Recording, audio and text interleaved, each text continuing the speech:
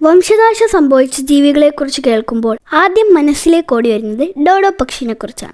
മനുഷ്യന്റെ ക്രൂരത മൂലം വംശനാശം സംഭവിച്ച ജീവിയാണ് ഡോഡോ പക്ഷികൾ. ഡോഡോ പക്ഷിയുടെ പേരിന്റെ ഉത്ഭവം മണ്ടൻ അല്ലെങ്കിൽ വിഡ്ഢി എന്നർത്ഥമുള്ള ഡൗഡോ അല്ലെങ്കിൽ ഡൂയിഡോ എന്ന പോർച്ചുഗീസ് പദത്തിൽ നിന്നുമാണെന്നും അതല്ല ഡോഡോ ഡോഡോ എന്നൊരു ശബ്ദം ഡോഡോ പക്ഷികൾ പുറപ്പെടുവിക്കുന്നത് കൊണ്ടാണെന്നും വിശ്വസിക്കപ്പെടുന്നു. കാണാൻ താറാവിനെ പോലെയാണെങ്കിലും പ്രാവു വർഗത്തിൽപ്പെട്ടതാണ് ഡോഡോ പക്ഷികൾ.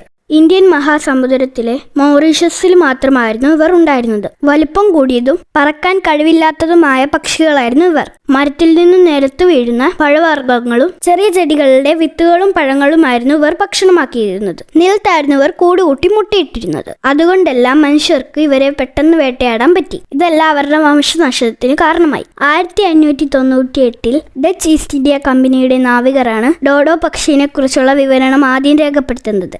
1662 മനുഷ്യൻ അവസാനമായി ഒരു ഡോഡോ പക്ഷിയെ കണ്ടെത്തിയതായി പറയപ്പെടുന്നത്. ഓക്സ്ഫോർഡിലെ ആഷ്മോളിയൻ മ്യൂസിയത്തിൽ ഡോഡോയുടെ അസ്ഥിക്കുടങ്ങൾ കാണാൻ കഴിയും. ഡോഡോ പക്ഷിയുടെ അസ്ഥിക്കുടം പരിശോധിച്ചപ്പോൾ ഈയം കൊണ്ടുള്ള വെടിയുണ്ടയുടെ അവശിഷ്ടങ്ങൾ കാണുവാനിടയായി. സയന്റിസ്റ്റുകൾ ഡോഡോ പക്ഷിയുടെ ജനിതക ഘടന പൂർണ്ണമായി ശേഖരിച്ചിട്ടുണ്ട്.